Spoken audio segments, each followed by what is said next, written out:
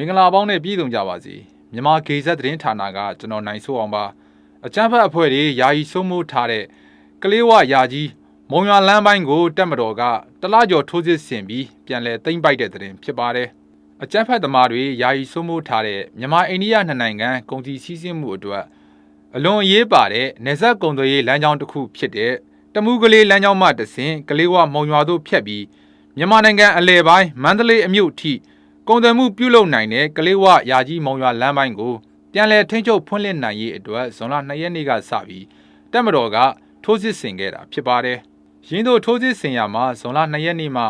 ဇွန်လ23ရက်အတွင်းအကြမ်းဖက်အဖွဲ့တွေယာယီစိုးမိုးထားတဲ့ရွာ14ရွာကိုတပ်မတော်ကပြန်လည်သိမ်းပိုက်ခဲ့ပြီးအပြန်အလှန်တိုက်ပွဲတွေကြားတပ်မတော်စစ်ကြောင်းတွေရဲ့ပစ်ခတ်မှုကြောင့်အကြမ်းဖက်အဖွဲ့တွေအများပြားသေဆုံးခဲ့တယ်လို့ထိခိုက်ဒဏ်ရာရရှိသူတွေလည်းအများပြားရှိခဲ့ပါတယ်။ဆက်လက်ပြီးတပ်မတော်ကနေမြေလုံခြုံရေးလုပ်ငန်းတွေကိုအရှိန်အဟုန်မြင့်ဆောင်ရွက်ခဲ့ပြီးဇူလိုင်လ1ရက်နေ့ကမြေနီကျေးရွာဇူလိုင်2ရက်နေ့မှာစီပင်သာကျေးရွာနဲ့ဇူလိုင်လ3ရက်နေ့မှာမိုင်းတရာတဲစုကျေးရွာနဲ့ဇူလိုင်လ6ရက်မှာတော့တဲကျန်တဲစုကျေးရွာတွေကိုအစဉ်စဉ်ပြန်လည်သိမ်းပိုက်ထိန်းချုပ်နိုင်ခဲ့ပြီးဇူလိုင်လ9ရက်ညနေပိုင်းမှာအကြမ်းဖက်သမားတွေ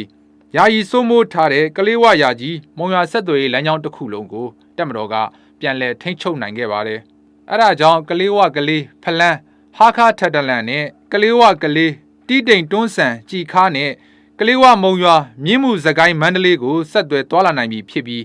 ကုန်စည်ပို့ဆောင်တဲ့မော်တော်ယာဉ်တွေအနေနဲ့ခရီးသွားပြည်သူတွေပုံမှန်အတိုင်းဖြတ်သန်းသွားလာနိုင်တော့မှာဖြစ်ပြီးအိန္ဒိယမြန်မာနှစ်နိုင်ငံ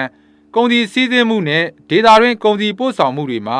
အခက်အခဲမရှိပြန်လည်သွားလာနိုင်တော့မှာဖြစ်ပါတယ်။အဆိုပါလမ်းကြောင်းတစ်လျှောက်ကိုတပ်မတော်ကနေမြေလုံခြုံရေးလုပ်ငန်းတွေကိုဆောင်ရွက်နေစဉ်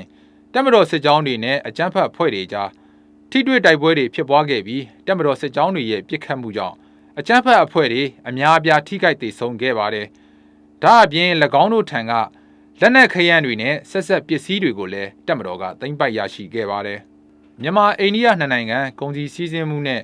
ဒေသတွင်းကုန်စည်ပို့ဆောင်မှုတွေအတွက်အရေးပါတဲ့ကလေးဝယာကြီးမုံရွာလမ်းကြောင်းကိုအလုံးစုံအပြည့်အဝပြန်လည်သိမ်းပိုက်ထိန်းချုပ်နိုင်ခဲ့တဲ့အတွက်ဒေသတွင်းကုန်စည်စီးဆင်းမှုတွေ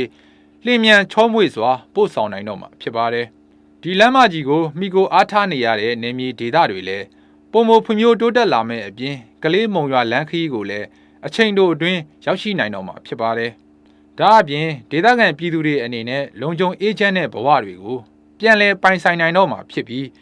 ဒေသခံပြည်သူတွေရဲ့ကိုယ်ပိုင်စီးပွားရေးလုပ်ငန်းတွေကိုပြန်လည်လုပ်ကိုင်နိုင်တော့မှာဖြစ်တယ်လို့